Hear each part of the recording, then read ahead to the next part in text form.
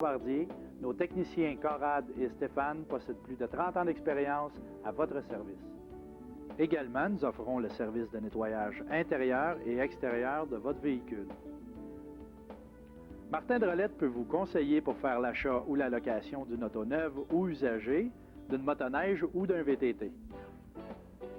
Lise Gionnet saura répondre à vos besoins en matière de téléphonie cellulaire, de vêtements de motoneige, ainsi que des garanties prolongées pour votre véhicule. Chez Automobile Paquin, notre clientèle est la clé de notre succès. Et n'oubliez pas, nous sommes ici pour vous servir.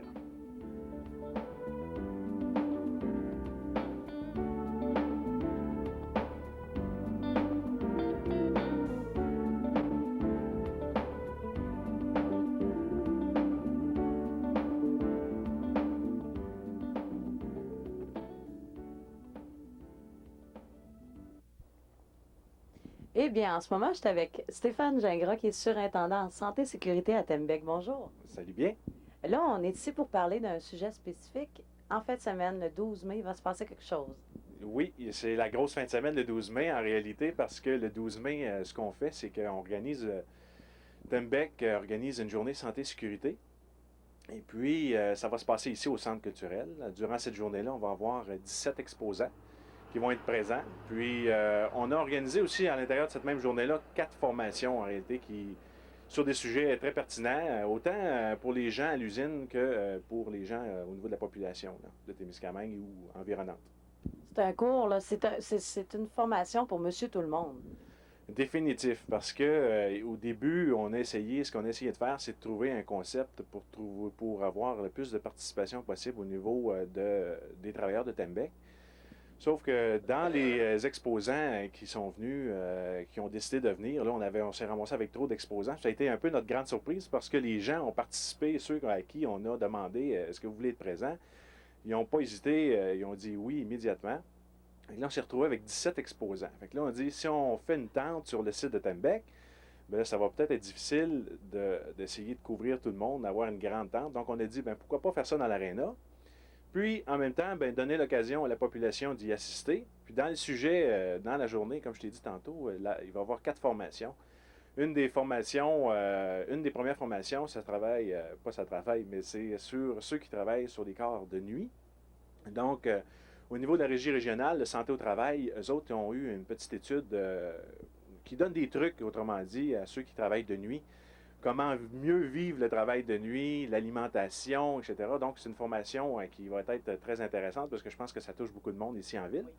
Dans la deuxième formation qu'on a, c'est comment utiliser les scies à chaîne. Autant nous, du côté de TKL, que les travailleurs de Tembec, puis même les gens ici dans la région, il y en a beaucoup qui font le bois de chauffage, utilisent ça au chalet, au camp de chasse. Donc, cette formation-là, c'est un monsieur qui vient de l'Association des industries forestières du Québec, qui vient donner une formation, comment utiliser les scies à chaîne, quels sont les points de sécurité à respecter, comment couper un arbre, comment affûter la chaîne, la chaîne, autrement dit. Puis, j'ai une autre formation également qui va être sur l'utilisation de l'acétylène et l'oxygène. Ça, c'est surtout adressé je dirais, à des mécaniciens d'entretien ou à des tuyauteurs ou même il y a plusieurs garages ici en ville, puis même qu'il y a probablement plusieurs personnes qui ont ce genre de gaz-là, ce type de gaz-là à l'intérieur de garage, puis qui ont appris de bouche à oreille comment s'en servir. L'an passé, on avait donné cette formation-là à plusieurs superviseurs. Puis, il y avait des gens là-dedans qui étaient habitués d'utiliser ces gaz-là. Puis, après la formation, ils ont dit, mon Dieu Seigneur, on fait des erreurs. Ça fait longtemps qu'on fait les mêmes erreurs, puis on va se corriger. Donc, cette formation-là est très, très intéressante. Puis, comme dernière formation durant la journée, c'est l'utilisation des harnais de sécurité. Les harnais de sécurité, dans un milieu industriel, les gens sont habitués d'avoir ce type d'équipement-là pour travailler en hauteur, sauf qu'à la maison aussi, ces équipements-là peuvent être intéressants. Pourquoi intéressant? Parce que justement, ça peut te protéger si jamais tu as affaire à tomber. J'ai dans l'idée, je te donne un exemple, qui n'a pas monté sur la toiture une fois chez eux pour soit ramoner la cheminée ou faire une réparation au niveau du toit. Donc, ces équipements-là vont vous permettre justement de vous arrêter si jamais vous avez affaire à tomber. Et le monsieur qui est la compagnie Norgard qui vient de Sudbury va venir démontrer comment l'utiliser, comment l'ajuster, parce que c'est important que ça soit bien ajusté. Puis comment s'attacher, parce qu'évidemment, on s'attache. Je vais vous donner une anecdote où le monsieur, justement, utilisait un harnais de sécurité avec une grande corde. Il a accroché ça après le bumper de son camion. Puis sa femme a embarqué dans le camion et est partie. C'est pas mieux non plus. Donc, c'est important de savoir où s'attacher. Donc, la compagnie Norgard va venir nous parler de ces points-là. Parle-moi donc un petit peu des exposants que vous allez avoir pendant ce week-end-là. OK, les exposants qui vont être dans l'aréna, on en a 17. Ceux qui vont être présents, je peux peut-être te donner des noms. Là. Il y a des gens de la région, de Témiscamingue. Donc, il y a en premier lieu la Sûreté du Québec qui va être là, qui va traiter des sujets de la bicyclette, les planches à roulettes qu'on voit souvent dans le milieu du chemin.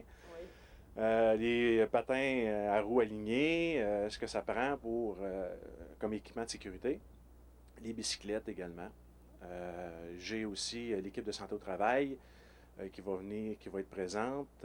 J'ai Restem, la compagnie ou les gens de Restem qui font le sauvetage en forêt et comme ils vont peut-être nous donner quelques cours pour comment utiliser les boussoles, des trucs pour ne pas se perdre en forêt.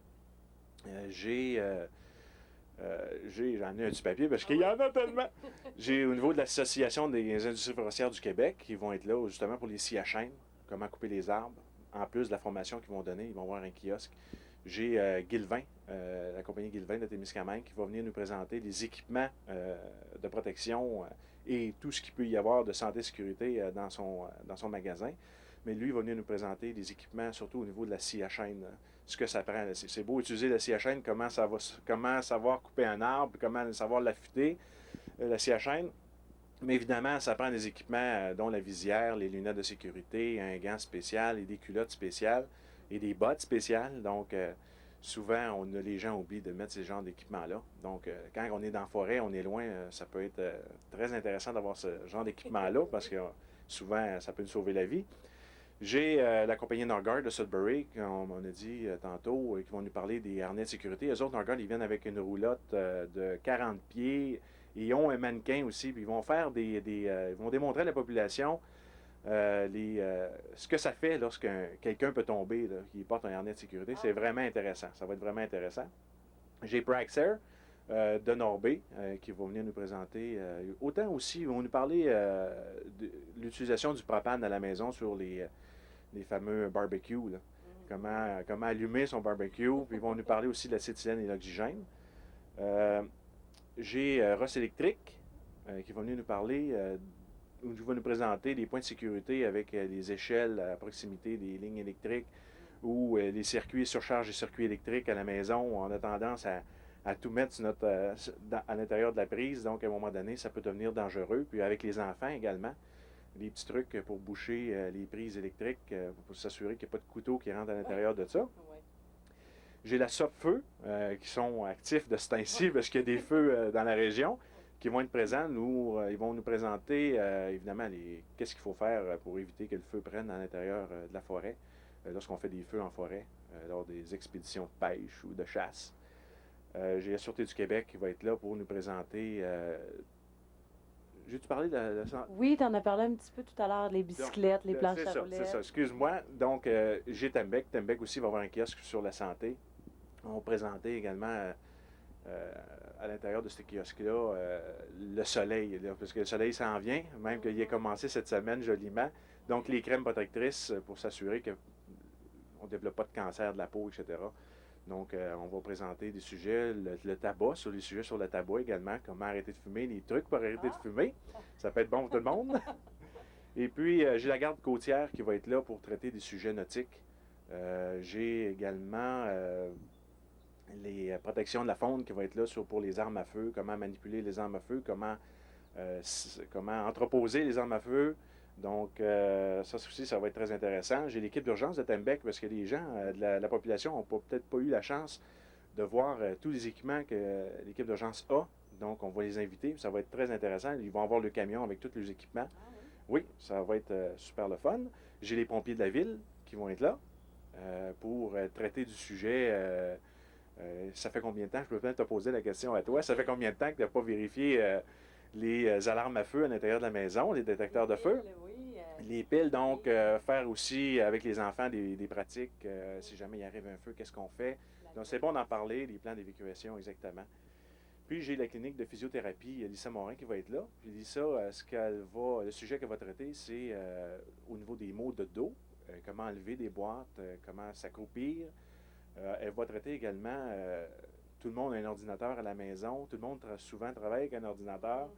Les positions, on peut traiter du sujet un peu de l'ergonomie, comment positionner la souris, comment positionner sa chaise. Donc, c'est les exposants qu'on va avoir. Ça va être très intéressant.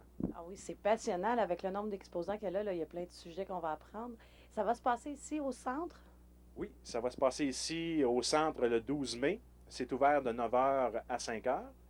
Puis, lors de cette journée-là, les formations, comme on a dit, ça va être dans la salle de Tori. Il va y avoir des gens pour vous diriger aux différents endroits. On a des magnifiques prix de présence. On en a quasiment pour 3 000 $. Est-ce qu'il y a un coût relié à toute cette belle journée-là, un coût d'entrée? Non, c'est ça qui est fantastique, c'est gratuit. Et même les formations sont gratuites.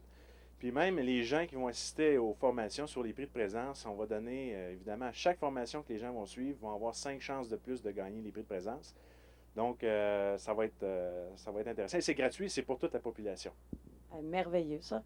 Donc, c'est une formation bilingue. Ça va être en français, en anglais. Tous les gens peuvent y aller. Là, il n'y aura pas de problème avec la langue. La majorité des formations, je dirais, il y a 4 formations. 3 formations, c'est bilingue. Puis, il y a une des formations qui est sur l'acétylène et l'oxygène qui est en anglais seulement. Ah, OK. Les gens vont bien se débrouiller avec ça. Donc, ça va être ici au centre. Quel groupe d'âge, là, on parle de quel âge? Parce que je sais que tu disais tantôt, la sûreté vont parler pour les planches à roulettes, les choses comme ça. Donc, les jeunes sont bienvenus. Ça peut partir de 5 ans à 99 ans, là. En ce qui concerne la santé et sécurité, plus qu'on en parle jeune, mieux que ça va être. Mais la journée va peut-être s'adresser plus à des gens environ à partir de 12 ans. À partir de 12 ans. Mais tout le monde est bienvenu quand même. Oui. Les carrosses rentrent pareil à l'intérieur de l'aréna. C'est bien ça. Félicitations, c'est un beau projet. Penses-tu que ça va se répéter l'année prochaine? Ou? Évidemment, ça va dépendre de la participation parce qu'au début, on s'est dit, faire ça le 12 mai, c'est près de l'ouverture de la pêche. Les gens vont mettre le bateau à l'eau. Évidemment, on ne souhaite pas qu'il mouille sans bon sens, mais il reste que le 12 mai, si on le refait, ça va dépendre de la participation de la population et des gens de Tembec, les travailleurs de Tembec. Mais si on a une bonne participation, on a l'intention de répéter l'événement, effectivement. Fait que là, les gens, le 12 mai, de 9 h à 5 h, il faut que vous soyez ici au centre. C'est gratuit, il y a des prix de présence, on vous encourage. Je te remercie beaucoup, Stéphane. Ça me fait plaisir. Bienvenue à tout le monde.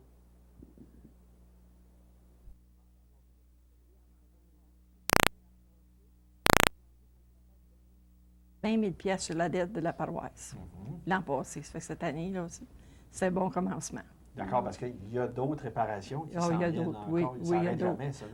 Non, ça n'arrête jamais. Donc, il va falloir encore que des gens pensent, parce qu'il va falloir que tout le monde pense à trouver d'autres façons de ramasser des fonds ou de faire des dons directement au niveau de la fabrique.